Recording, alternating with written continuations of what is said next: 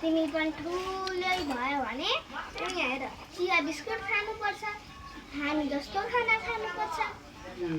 म पनि सानो भयो भने त्यसरी नै खान्थे दुध। तिमी पनि अहिले सानी छौ, तिमी पनि अहिले दुध खान्छौ।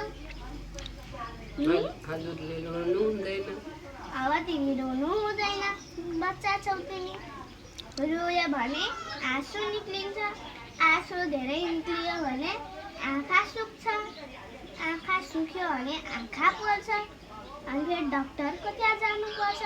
त्यो भएर कहिले रुनु हुन्न, बुझ्यो? सानी नानीले अनि धेरै खाना खायो भने हामीलाई पावर पनि आउँछ। यसरी हेर्ने हो, बडी पनि बन्छ, तिम्रो हाइट पनि बढ्छ, तिम्रो हाइट पनि यत्रो यत्रो हुन्छ। अनि बाबा मम्मीले भनेको है, अनि ज्ञानी बन्नुपर्छ। बाबा मम्मीले आमाले मालिस पनि गर्दा रुनु हुँदैन, अनि तिमी नुहाउने बेला रुनु हुँदैन।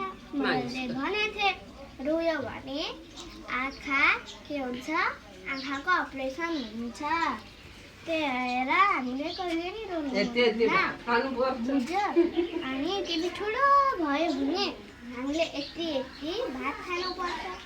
भात खायो भने तिमी अघि हुन्छौ, तिम्रो बडी आउँछ, तिम्रो ताकत आउँछ।